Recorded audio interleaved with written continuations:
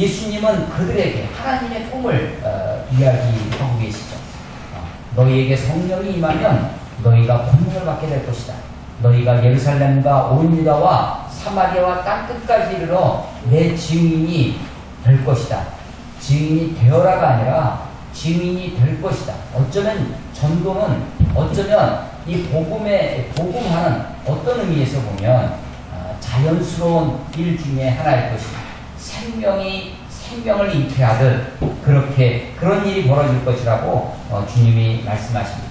그러면서 예수님이 제자들이 보는 데서 구름 타고 승천하셨습니다. 하늘을 보고 있는 제자들에게 두 천사가 나타나서 너희가 어떻게 하늘을 보고 있느냐? 너희가 본 그대로 예수님이 다시 오실 것이라고 다시 오실 예수님, 재림의 예수님을 약속해주고 계십니다. 그래서 예수님이 제자들에게 하신 말씀 중에 너희가 그 약속하신 것이 너희에게 임하기까지 예루살렘을 떠나지 말고 기다리라고 하십니다. 예루살렘 1장 4절에 보면 예루살렘을 떠나지 말고 내게서 들은 바 아버지께서 약속하신 것을 기다리라. 예루살렘을 떠나지 말고 약속하신 것을 기다리라고 하는 말씀을 하셨습니다. 그 제자들이 예수님이 승천하셨지만 이제 눈앞에 예수님이 안 계시지만 제자들이 흩어지지 아니하고 그들이 모여서 기도하게 되었습니다. 모인 수가 오늘 15절에 보면 약 120명 정도, 그래서 이것을 120문도 우리가 이런 식으로 많이 이야기합니다. 120, 약 120명쯤 되는 많은 사람들이 함께 모여 기도했습니다. 아니 14절에 보니까 그들이 오로지 기도에 힘썼다라고 합니다. 그들이 마음을 모아서 마음을 같이 해서 기도에 힘쓰는 그런 모습을 보게 됩니다.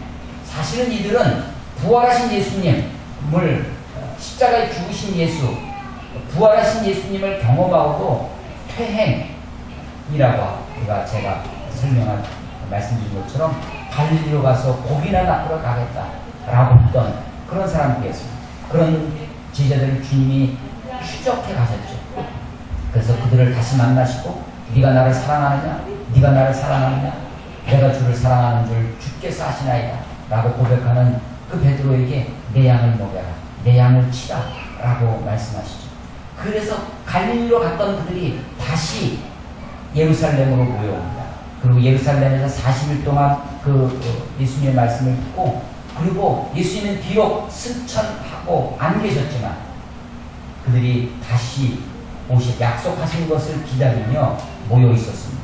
처음에 그들은 사실은 예수님이 십자가에 죽고 나서 요한복음 20장 19절에 보면 유대인들을 두려워하여 예수님을 십자가에 못 박은 예수님을 죽인 유대인들이 두려워서 그래서 모여있기 시작했습니다. 그런데 지금은 40일 동안 교육을 받고 40일 동안 예수님의 말씀을 듣고 난 그들이 처음에 제자들만 모여있던 그 두려워서 떨고 있던 그 모임에서 이제 120명씩이나 모여서 오로지 기도에 힘쓰, 마음을 같이하여 기도에 힘쓰는 그런 모임이 되었습니다. 이제는 베드로가 나는 물고기나 낚으러 가야 되겠다라고 갈릴리로 갔던 그 베드로가 아니라 이제는 또 다른 모습으로 리더십을 발휘합니다. 그래서 제자들 앞에 일어서서 이야기를 하겠습니다. 오늘은 베드로의 사도행전은 베드로와 바울의 설교가 10편의 설교들이 베드로의 설교, 바울의 설교. 그래서 사도행전은 앞부분 12장까지는 베드로 행전입니다. 뒷부분은 바울 행전입니다. 제자들 중심의 사역이죠. 그 베드로가 첫 번째 설교를 하는 것입니다. 공동체 가운데 그 120명 가운데 일어서서 이야기를 합니다. 베드로가 사실은 직업이 뭐였냐면 고기 잡는 어부였습니다. 그런데 오늘 이 성경에 보면 20절에 보면 시편에 기록된 말씀을 그것을 인용하면서 그의 거처를 황폐하게 하는, 그의 거처가 누구의 거처냐면 다른 유다의 거처입니다. 그 밭을 피밭이 되게 하겠다는 거죠. 거기 거하는 자가 없게 하소서 하였고, 또 일렀을 때 그의 직분을 타인이 취하게 하소서. 이것은 시편 69편 25절과 시편 109편 8절의 말씀을 인용하는 것입니다. 이것을 인용해 왔어요. 인용할 때 어떻게 인용하느냐. 자, 우리는 지금 성경을 들고 다닙니다. 성경을 가지고 다니니까 성경을 펼쳐서 그 말씀을 읽을 수 있고 그 말씀을 옮겨 적을 수 있습니다. 어떤 논문을 쓴다든지 그럴 때 우리가 다른 책들, 다른 논문들을 인용해 와서 하는 거죠. 그럴 때 우리는 그 책을 보고 할 것입니다. 그런데 구약의 책, 이 시대는 이런 책이 아니었습니다. 이런 책이 아니라 이 시대는 두루마리, 말려져 있는 가죽으로 양피지, 그런 양피지로 양의 가죽을 무두질해서 그것을 부드럽게 두드려서 얇게 만들어서 거기에다가 글을 쓰는 것입니다. 그걸 아무리 얇게 만들어도 그 책이 이런 책이 될 수 없는 것입니다. 창세기 하나만 해도 창세기 한 권을 만드는데도 두루마리가 수레로 실어야 될 정도입니다. 그래서 이 예수님 당시에는 성경을 이때는 신약 성경이 아직 만들어지지 않았을 때지만 구약 성경 전체를 가지고 있는 사람은 개인이 가지고 있을 수는 없었습니다. 회당에, 마을에, 성전에 그런 곳에 있었습니다. 개인이 책을 가지고 있는다? 이것은 엄청난 부자고 엄청난 권력자들이 가지고 있었던 거죠. 자, 그러니까 베드로가 이 시편을 인용할 때는 어떻게 인용한 거냐면 보고 인용한 것이 아닙니다. 옆에다 책을 갖다 놓고 그것을 봐가면서 지금 하는 것이 아니라 베드로의 기억입니다. 여러분, 바울도 그렇고요.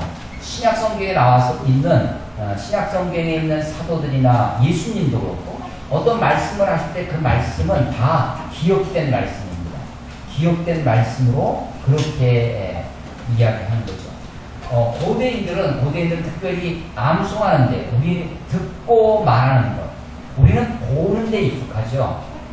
그런데 그때는 볼 곳이 없으니까, 책이 없으니까 다 어디에 익숙하냐면 들은 것을 기억하고 들은 것을 가지고 이야기하는 것. 이것이 굉장히 중요했습니다. 비록 어부였지만 이 베드로가 하나님의 말씀에 대하여 아주 정통한, 그것은 일반적인 유대인 사회도 그러하였지만 사도 베드로도 이런 모습들을 보게 됩니다.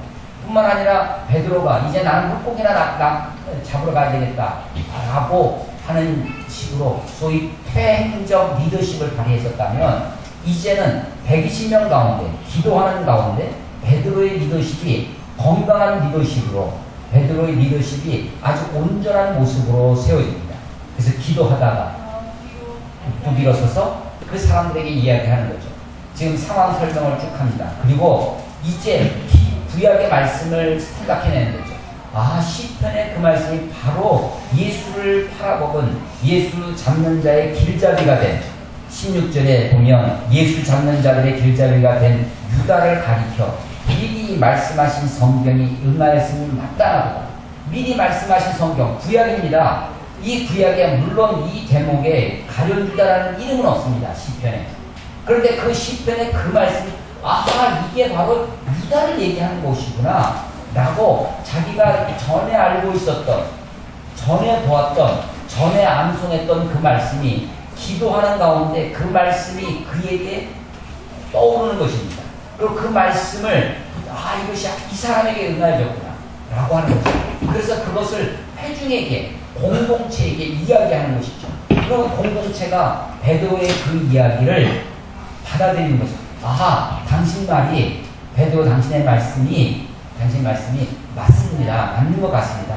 그러니까 이제 당신의 제안대로, 베드로 당신의 말씀대로 우리가 가룟 유다를 대신해서 한 사람을 뽑도록 합시다 라고 하는 것입니다.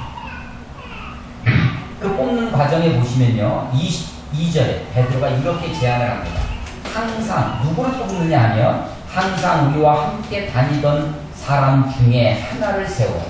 그러니까 이것은 자격이죠. 어떤 사람이냐면 디모데전서에 보면 감독, 요즘 시간에 목사를 얘기할 수 있는데 감독이 되려고 하는 사람은 하면서 감독의 자격 중에 외인으로는 말지니, 그러니까 바깥에 사람, 아무리 바깥에 있는 사람이 인격이 좋고 사회적으로 성공하고 출세하고 했어도 우리 모임 바깥에 있는 사람을 우리 모임의 지도자로 세울 수는 없다라고 하는 것이죠. 그래서 외인으로도 말고 새로 입교한 사람, 이제 갓 입교한 사람을 그 사람이 사회적으로 성공했거나 혹은 학식이 많거나 혹은 뭐 인품이 좋다고 해서 이제 막 입교한 사람으로도 하지 말아라 라는 것이 있습니다. 여기 보니까 이 21절에 언제부터냐면 요한의 침례로부터 예수님의 공생의 처음 시작이죠. 그때부터 우리 가운데서 올려져 가시는 날까지, 승천하신 날까지 주 예수께서 우리 가운데 출입하실 때 항상 우리와 함께 다니던 사람 중에서, 그러니까 이것은 새로 복을 선고하는 이 사람의 자격을 이야기하는데, 그것은 공동체성이라는 것입니다. 우리 공동체와 함께 있었던 우리 제자들, 무리들 속에 함께 예수님으로 더불어서 배우고 말씀을 듣고 훈련을 받았던 사람 중에서 자격을 이야기하죠. 그리고 또 하나 목적을 이야기합니다. 하나를 세워 우리와 더불어 예수께서 부활하심을 증언할 사람. 이 사람은 무엇을 하는 사람이냐면 예수님의 부활을 증언할 사람입니다. 그래서 자격과 목적을, 그 사람을 뽑는 목적을 이야기하는 것입니다. 그리고 나서 두 사람을 뽑습니다. 23절에 보면 그들이 두 사람을 내세우니, 자, 두 사람을 세워놓고 추천해놓고 그리고 기도합니다. 24절 그들이 기도하여 이르되 무사람의 마음을 아시는 주여, 이 두 사람 중에 누가 주님께 택하신 바 되어 봉사와 및 사도의 직무를 대신할 자인지를 보이시옵소서. 유다는 그 직무를 버리고 제 갈 길로 제 곳으로 갔나이다. 이렇게 기도했다는 것입니다. 이 기도는 공동체의 기도입니다. 그들의 기도예요. 어떤 한 사람의 기도가 아니라 공동체가 함께 마음을 모아서, 우리는 이제 편의상 이런 회중 같이 기도할 때 한 사람이 대표로 나와서 기도합니다. 이 대표 기도는 대표자 그 사람의 기도이지요. 그러나 회중들의 마음을 모아서, 공동체의 마음을 모아서 기도하려고 대표 기도를 맡으신 분들은 그렇게 준비하고 그렇게 기도하고 기도하셔야 할 것입니다. 우리도 함께 기도하지만, 함께 기도할 때 그 사람이 한 사람이 기도하지만 공동체가 그 기도에 아멘으로 응답하면서 마음을 모으는 것이죠. 그들이 공동체가 기도합니다.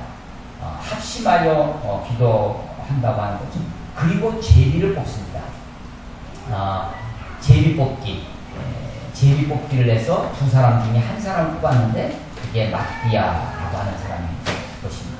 자, 물론 이것은 사람들이 했습니다. 그런데 이것은 하나님이 하신 것이다 라고 믿는 것입니다. 이것이 사람들이 두 사람을 추천하고 두 사람 중에 누굴 뽑을 것인가 하나님께 기도하고 하나님께 맡기고 그렇게 해서 제비를 뽑습니다.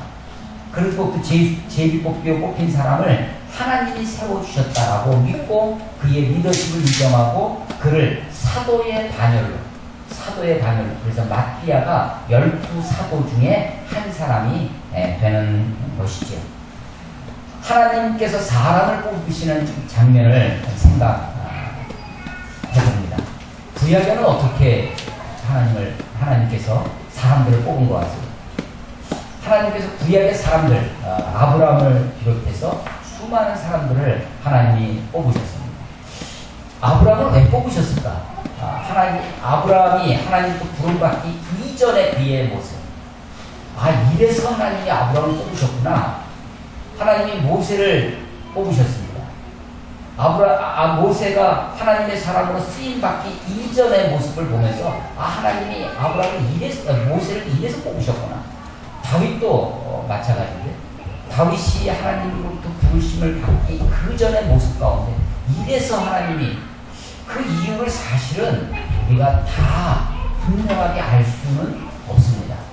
어떤 경우는 이런 모습이 하나님의 마음에 들 수 있었겠다. 그래서 이 사람을 이래서 뽑으신 것 같구나 라는 것을 알 수 있는 사람도 있지만 그렇지 않은 사람도 훨씬 많습니다. 왜 뽑으셨는지, 왜 그 사람을 선택하셨는지 우리는 그 선택의 이유를 다 알 수 없습니다. 그런데 또 하나님은 어떤 사람을 선택하셨다고 했을 때 하나님이 선택하시고 하나님이 정하셨다면 그 선택과 하나님의 정하심 앞에 그 사람이 그 선택한 대로 예정하신 대로 정하신 대로 그대로 살았느냐 하면 그렇게 산 사람도 있지만 그렇게 살지 못한 사람도 있습니다. 대표적인 예가 사울 왕입니다. 사울 왕을 하나님이 뽑으셨습니다. 하나님이 선택하셨습니다. 그럼에도 불구하고 사울 왕은 하나님을 버리고 하나님께 불순종함으로 하나님께서 이제는 사울 왕을 버리게 되시죠. 하나님이 내가 저를 택한 것을 후회하노라. 내가 저를 택한 것을 슬퍼한다고 말씀하시기도 하십니다. 하나님의 선택의 이유를 다 알 수 없습니다. 그런데 하나님의 선택의 목적은 알 수 있습니다.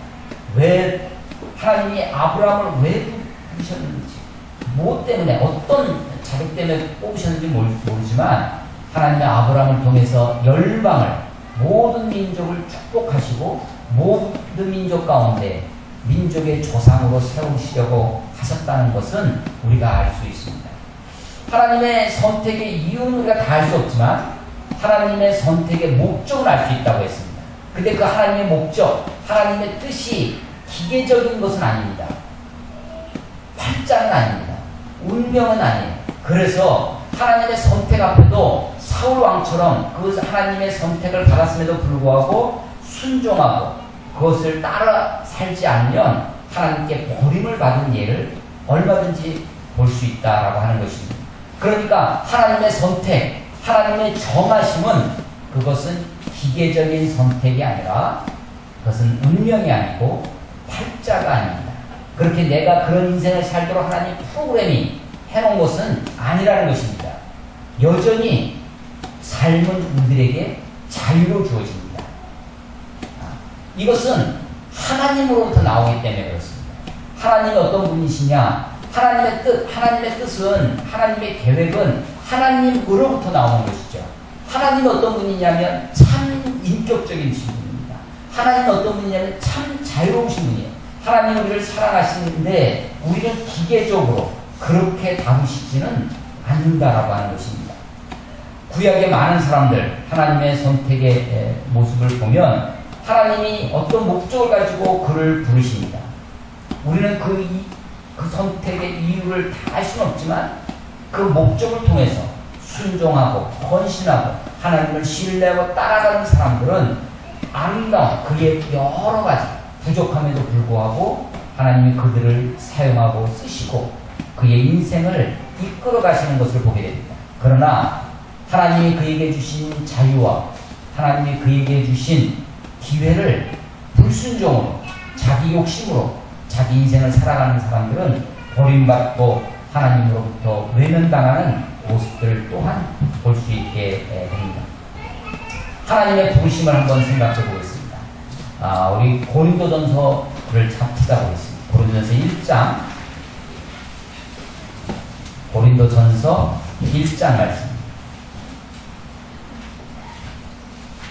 고린도전서 1장 26절을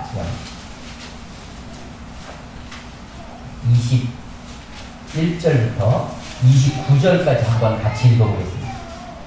고린도전서 1장 26절에서 29절입니다. 시작. 형제들아 너희를 부르심을 보라. 육체를 따라 지혜로운 자가 많지 아니하며 능한 자가 많지 아니하며 문벌 좋은 자가 많지 아니하도다. 그러나 하나님께서 세상에 유능한 것들을 택하사 지혜 있는 자들을 부끄럽게 하려 하시고 세상에 약한 것들을 택하사 강한 것들을 부끄럽게 하려 하시며 하나님께서 세상에 천한 것들과 멸시받는 것들과 없는 것들을 택하사 있는 것들을 패하게 하시나니 이는 아무 육체도 하나님 앞에서 자랑하지 못하게 하려 하십니다. 하나님의 부르심이 그러합니다. 세상에 문벌 좋은 자, 권세 있는 자, 능력 있고 강하고 지혜로운 자를 들어서 쓰시는 것이 아니라 오히려 하나님의 부르심, 하나님의 택하심은 세상에 미련한 것들을 택하셔 지혜로운 자들을 부끄럽게 하신다는 것입니다. 세상에 약한 것들을 택하사 강한 것들을 부끄럽게 하시고 세상에 천한 것들과 멸시받는 것들과 없는 것들을 택하사 있는 것들을 폐하게 하셨다라고 말씀하십니다. 이것이 구약의 역사에서도 그대로 이루어집니다. 신명기를 한번 찾아보겠습니다. 신명, 구약 신명, 이스라엘 민족, 하나님 이스라엘 민족을 선택하셨습니다. 그래서 그것을 선민, 선택한 백성, 선민이라고 하죠. 신명기 7장 말씀을 보겠습니다. 신명기 7장 7절. 7절 같이 읽겠습니다. 시작. 여호와께서 너희를 기뻐하시고 너희를 택하심은 너희가 다른 민족보다 수요가 많기 때문이 아니라 너희는 오히려 모든 민족 중에 가장 적으니라. 예, 하나님 이스라엘 민족을 택하신 이유가 지금도 인구수는 굉장한 국력에 있어 중요한 요소이지요. 그런데 고대는 특히 더욱 그랬어요. 하나님 이스라엘 민족을 선택한 이유가 그 민족이 숫자가 많아서가 아니라 힘이 많아서가 아니라 능력이 많아서가 아니라는 것입니다. 8절에 보시면요. 여호와께서 다만 너희를 무엇으로 말미암아? 사랑하심으로 말미암아. 예. 이스라엘을 선택하신 이유는 하나님의 사랑에 근거한 것입니다. 사랑이 동기가 되었습니다. 또는 너희 조상들에게 하신 맹세를 지키려 하심으로 말미암아. 예. 하나님이 이스라엘 민족을 택하신 두 가지 이유가 있는데 하나는 하나님 편에 있습니다. 그것은 하나님의 사랑 때문에 내가 저들을 사랑해서 택하신다는 것. 또 하나 이유가 있는데 그것은 이스라엘 민족 그 조상들 누구냐면 아브라함, 지금 이스라엘 지금 모세에 의해서 애굽에서 출애굽 받았죠. 출애굽된 그 이스라엘 민족의 선민인 것은 그 400년 전에 아브라함과 이삭과 야곱 그 조상들에게 맹세하신 조상들과 언약하신 그 언약 때문입니다. 하나님은 자기 약속, 자기가 약속하신 것에 자기 스스로 제한을 받습니다. 하나님이 마음대로 하실 수 있는 능력의 하나님이십니다. 전능하신 하나님이십니다. 그럼에도 불구하고 하나님이 자기 스스로를 제한하실 때가 있습니다. 언제 하냐면 자기가 하신 말씀, 우리는 내가 말하고 나서도 자기가 한 말을 뒤집기를 손바닥 뒤집듯 그렇게 하는 사람들입니다. 그런데 하나님은 결코 하실 수 없는 것이 있어요. 하지 못하시는 것이 있습니다. 그것은 자기가 하신 말씀을 비우는 것입니다. 자기가 하신 말씀을. 그래서 하나님이 이스라엘 조상들과 아브라함과 이삭과 야곱과 맺으셨던 그 맹세의 언약, 하나님이 맹세하세요. 하나님 맹세하시는 장면도 가만히 보시면 하나님 누구를 걸고 맹세를 할 수가 없어요. 그러니까 자기가 자기를 걸고 하나님께서 하나님의 사심을 두고 맹세하십니다. 맹세하면서 약속을 맺어요. 그 약속을 지키려고 지금 이스라엘을 선택하고 있다라고 하는 것입니다. 8절을 계속 보시면 맹세를 지키려 하심으로 말미암아 자기의 권능의 손으로 너희를 인도해 내시되 너희를 그 종되었던 집에서 애굽의 왕 바로의 손에서 속량하셨나니 그런즉 너는 알라 오직 내 하나님 여호와는 하나님이시니 신실하신 하나님이시라. 그를 사랑하고 그의 계명을 지키는 자에게는 천대까지 그의 언약을 이행하시며 인애를 베푸시되. 예. 하나님을 사랑하고 하나님은 신실하신 분이셔서 우리들을 사랑하시고 언약을 지키신 하나님이시죠. 그와 동일하게 하나님의 신실하신 만큼 우리들에게도 그것을 요구하십니다. 그래서 우리가 하나님을 사랑하고 하나님의 계명을 지키면 하나님이 천대까지 우리를 지켜주신다는 것입니다. 자, 하나님의 선택, 하나님의 부르심을 지금 생각하고 있습니다. 하나님 이스라엘 백성들을 어떻게 그들의 숫자가 많아서 그들을 선택하는 것이 아닙니다. 그들이 능력이 많고 그들이 권세가 있기 때문에 그들을 택한 것이 아니라 보잘것없는 민족이었지만 하나님의 사랑 때문에 하나님이 이스라엘 백성의 조상들과 맺었던 그 언약 때문에 그들을 선택하시고 그들을 이끌어 가시고 인도하신다라는 말씀입니다. 다윗을 한번 보겠습니다. 시편을 한번 찾아보겠습니다. 시편 78편을 한번 찾아보겠습니다.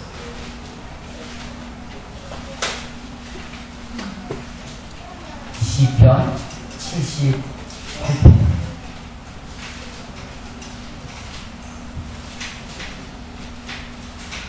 (78편) 70절 긴 시죠.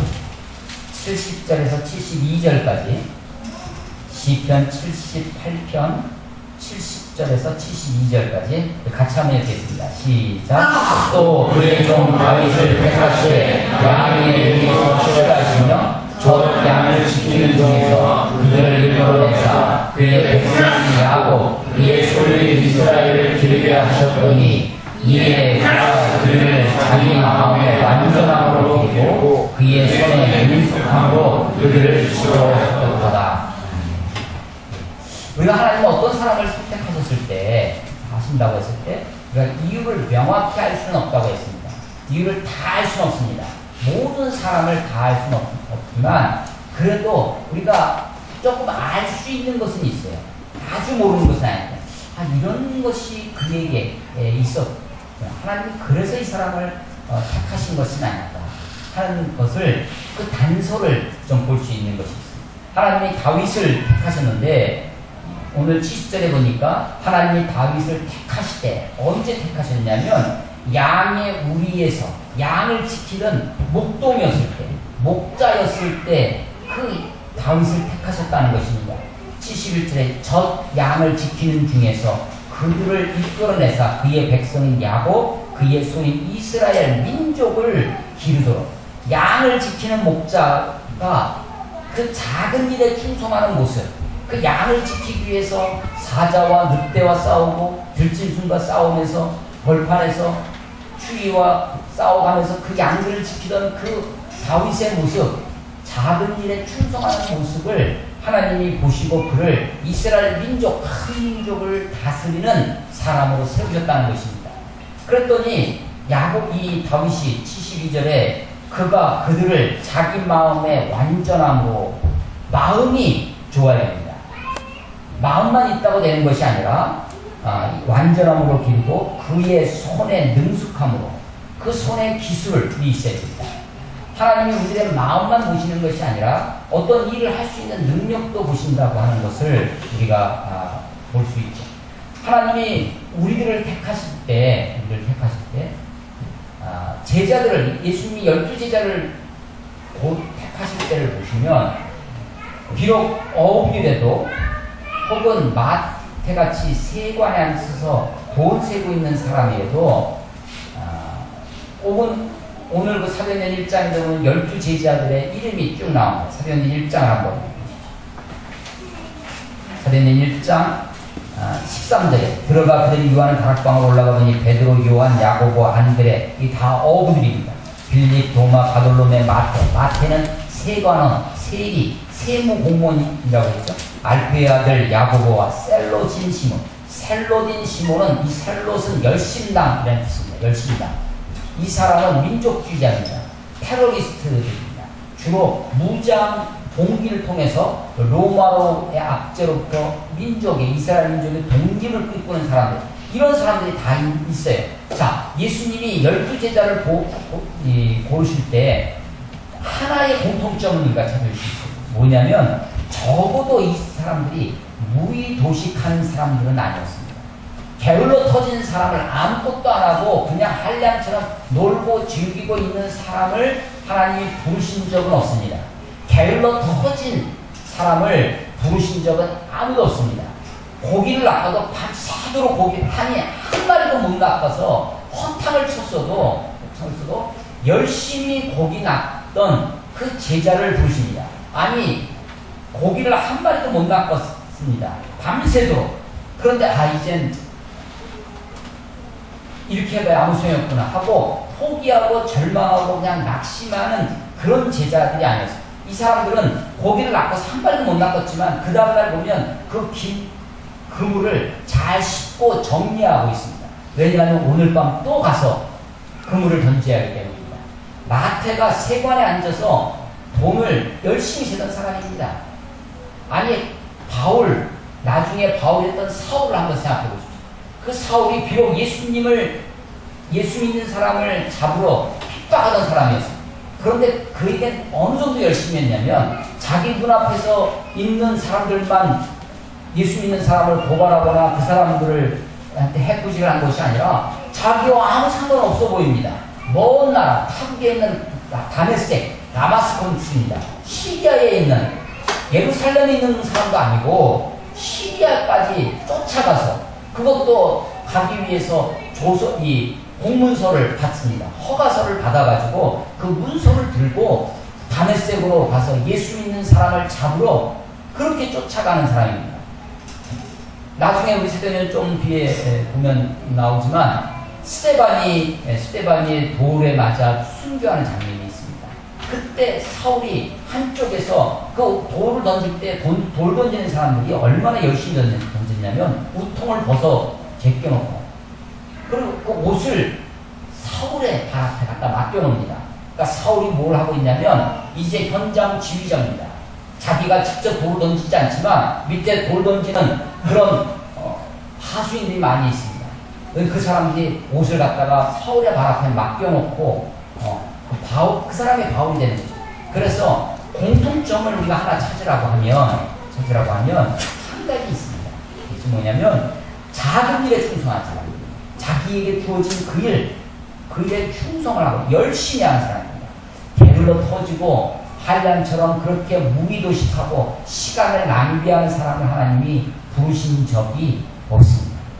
하나님이 열심히 무엇인가 자기가 믿고 있는 바, 무엇인가 자기가 지금 자기의 삶에 주어진 것, 그것에 최선을 다하는 사람을 하나님이 부르셨다라고 하는 것입니다.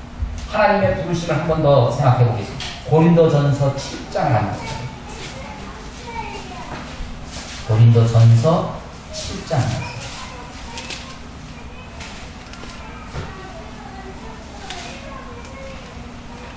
7장 20절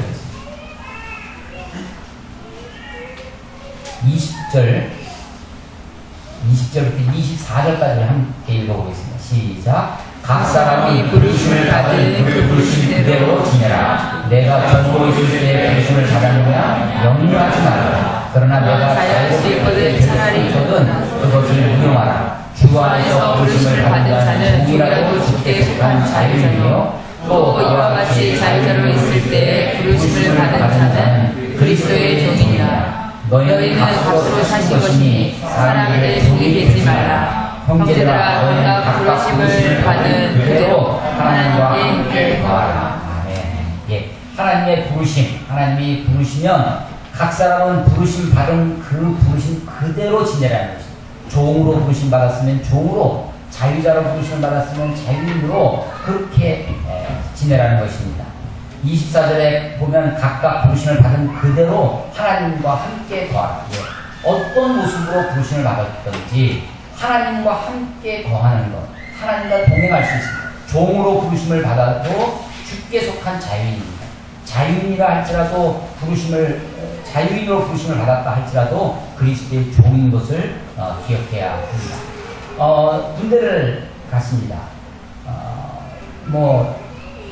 장교로 갔긴 했지만 처음 시작은 말단 소위로 그런 것은 그냥 소위라고 하는 소리라고 그러거든요. 소위로 시작하죠. 이게 이 행정반 사무실에서 군대 사무실에 전화가 옵니다. 그래서 통신보안 소위 누구입니다. 이렇게 하면 나보다 높은 사람이 이제 갓 들어온 소리인지 알잖아. 야, 소위 말고 장교 바꿔. 무슨 얘기냐? 장교 취급도 안 하는 거예요. 이제 막 오면 이게 부대 상황도 잘 모르고 하니까 그런 취급을 받죠. 또 중대장이나 윗사람이 마치 자기 종부리듯 그렇게 명령할 수 있습니다. 물론 실제로 군대는 생명을 좌지우지할 수 있는 집단이죠. 죽음의 일이 벌어져도 돌격 앞으로 명령이 떨어지면 그 죽음을 눈앞을 보고서도 돌격 앞으로 해야 하는 그런 집단이기도 합니다. 그렇지만 내가 비록 소위로 있어도 내 위에 중대장, 대대장, 연대장, 나보다 높은 사람이 있고 내 생명을 좌지우지할 수 있고 나를 죽음의 길로 내몰 수 있는 그런 사람이 있어도 나는 비록 소위지만 나는 그 사람들의 부하에 불과하지만 나는 하나님의 종이다 라는 생각을 가지고 군대 생활하는 것입니다. 내가 말단 쫄병 2등병으로 달고 2등병으로 있어도 나는 이 사람의 종이 아니라 하나님의 종이다 라고 하는 의식을 가지고 사는 것이죠.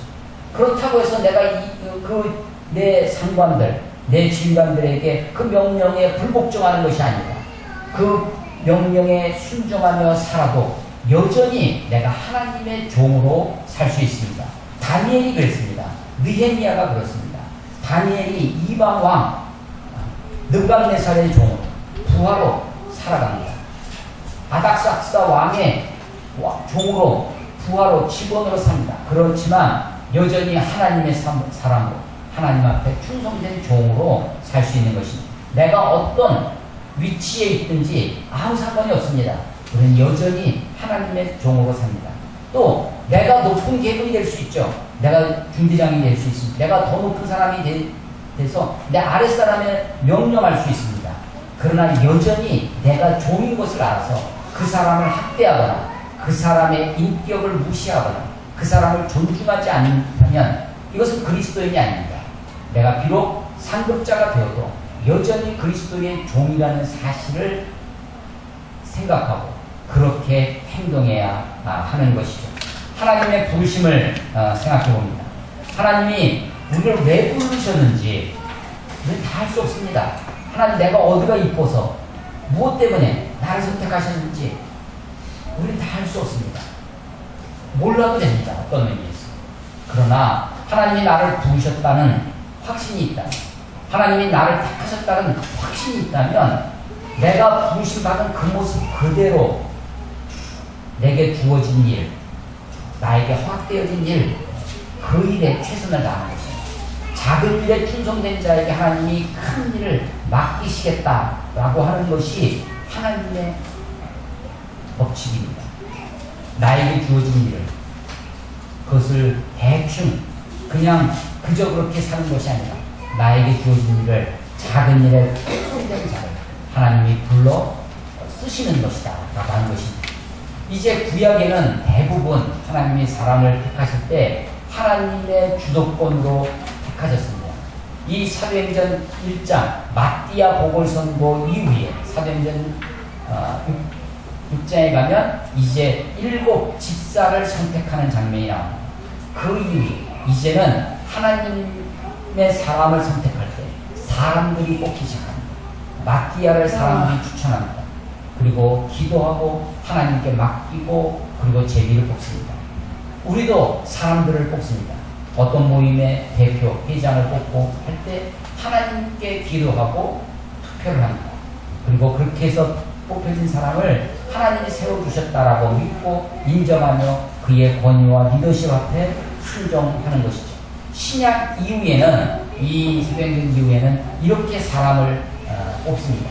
사람과 하나님이 사람이 뽑지만 하나님이 뽑아주시는 것처럼 그렇게 기도하고 그렇게 맡기고 살아갑니다. 하나님이 사람을 세우십니다. 공동체, 교회 혹은 한 나라의 리더십을 세워가는 것이죠. 우리는 최근에 우리나라에서도 사람을 세우는 것이 얼마나 어려운 것인지를 우리 다 보았습니다. 총리한 사람을 세우는데 온 나라가 다 들썩거리고 결국은 그것을 자진사퇴라고 하는 형식을 들어서 물러나고 결국은 현재 총리가 유임된 것으로 됩니다. 여러분 인사가 만사다라는 말이 있습니다. 사람을 뽑는 것이 그렇게 중요하죠. 하나님의 사람을 뽑는 것도 마찬가지입니다. 우리가 어떤 공동체에 사람을 뽑는 것도 중요하지만 내가 하나님의 부르심을 받고 내가 하나님의 선택 앞에 선다면 나는 어떤 삶을 살아야 할 것인지를 생각해야 할 것입니다. 하나님은 사람을 부르시고 택하셔서 그 사람을 세워서 일을 이루어 가십니다. 그리고 역사를 이끌어 가십니다. 하나님의 선택의 이유를 우리가 다 알 수 없다고 했습니다. 그러나 한 가지 힌트를 가질 수 있습니다.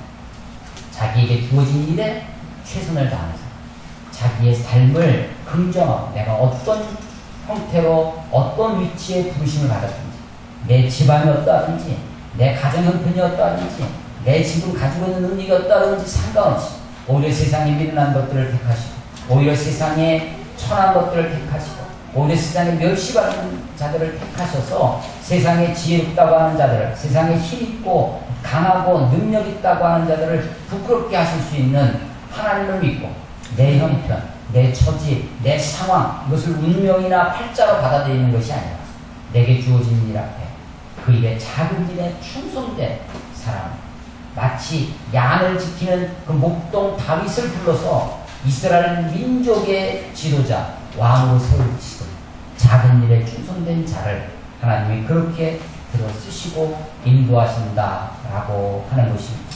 이 하나님의 부르심과 선택 앞에 겸손히 응하고 감사로 나아가고 순종과 헌신으로 임하는 것입니다.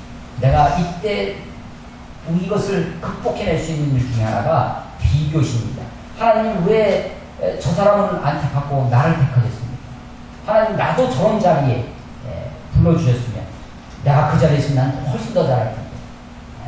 비교하지 마시고 하나님과 나, 하나님 보고 나 보고 하는 것입니다. 하나님의 마음, 하나님을 의지하시고 하나님을 신뢰하고 하나님이 나를 택하셨다. 하나님이 나를 부르셨다. 지금 이 자리가, 지금 이 일이 하나님의 일이다 라고 생각하시고 그 일에 최선을 다하고 하나님이 쓰시는 사람, 하나님이 함께 하시는 사람이 되시기를 주의 이름으로 축원합니다. 기도하겠습니다. 하나님 아버지 은혜를 감사합니다. 가룟 유다가 제 길로 갔지만 마띠아를 세우심으로 12사도의 수를 채우는 모습을 봅니다. 하나님의 사람을 세우는 일이 얼마나 중요한 일인지 알 수 없습니다. 하나님 그 옛날 그 사도들의 수를 세우는 일뿐만 아니라 오늘 우리도 그러합니다. 하나님 어느 누구도 하나님이 부르지 않으시면 주 앞에 나올 사람이 없습니다. 하나님이 선택하지 아니하시면 어느 누구도 하나님을 아버지라 부를 자가 없고 누구도 그리스도를 주라 시인할 자가 없는 것을 믿습니다. 하나님이 우리를 부르십니다. 하나님이 우리를 선택하셨습니다. 그래서 오늘 우리가 이곳에 이렇게 있사온데 하나님 나를 부르신 그 부르심에 감사하며 있는 모습 그대로 나에게 허락되진 이 삶을 기쁨으로 감사로 최선을 다해 살아가는 아름다운 인생 되게 하여 주시옵소서.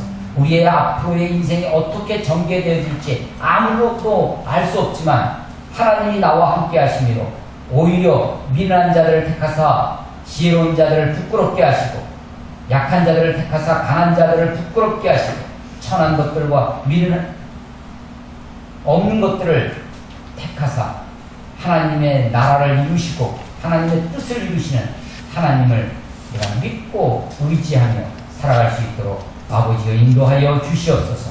주님을 의지합니다. 예수님 이름으로 감사하며 기도드렸사옵나이다. 아멘.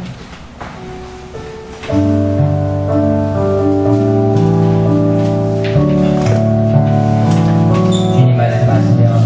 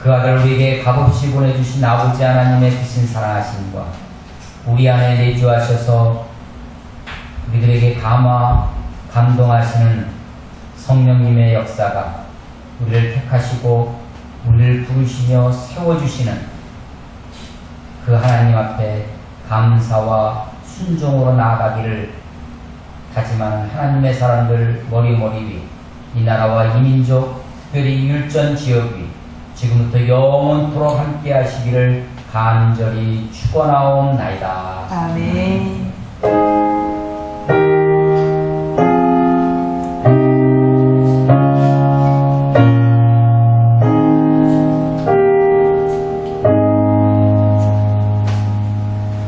예, 감사합니다. 오늘 우리 식사 같이 하시고 교제하시고 말씀드리겠습니다. 오늘 오후 예배가 본 대신에 가족들과 함께 친구가 드시고 또 수련회로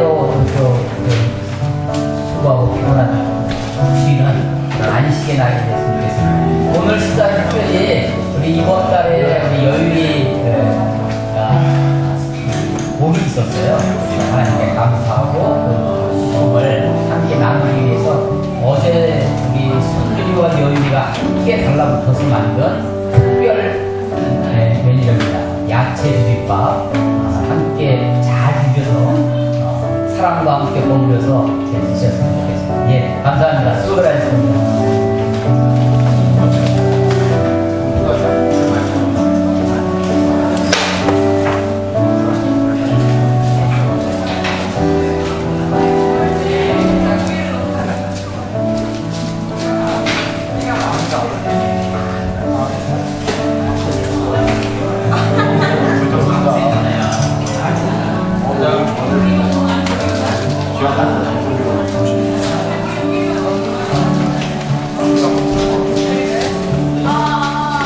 오랜만이에요.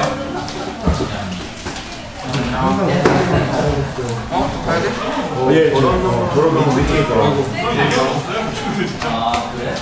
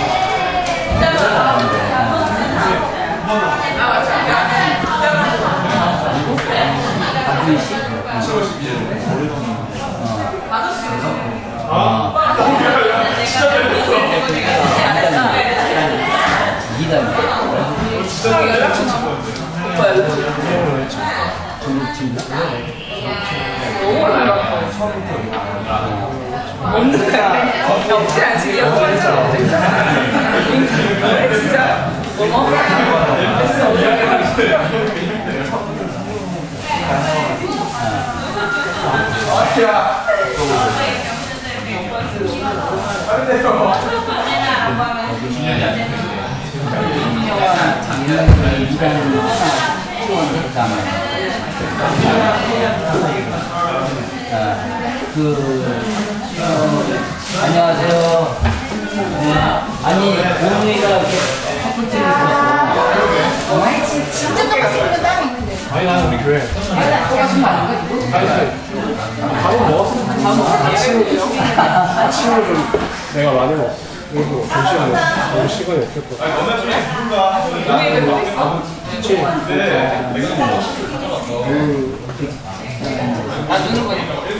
니는 다음 주에 받아. 다음 주에 그냥 주심도 가자. 예, 선생님 안녕하세요. 지금 기울어보고처럼. 지금 왜 또 이렇게 있어? 내가 이 필름이 있는 어디서는 아니라고 자기도 들어갔어. 우리 필름 올려줄 날 애들 만나는 날. 이담이라고 하는 게 지금 청년도 많지. 같이 우리도 시간이 언제 이게 아니라 그거 만약에 교회에 있으면 안 갔을 거라고 나도 뭐라고 하냐. 집 앞에서 잘하고 그 원래는 그 이름이 대선배가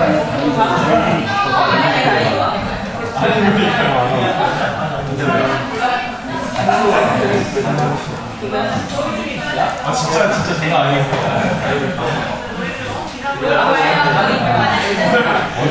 진짜 이겼어. 뭐냐?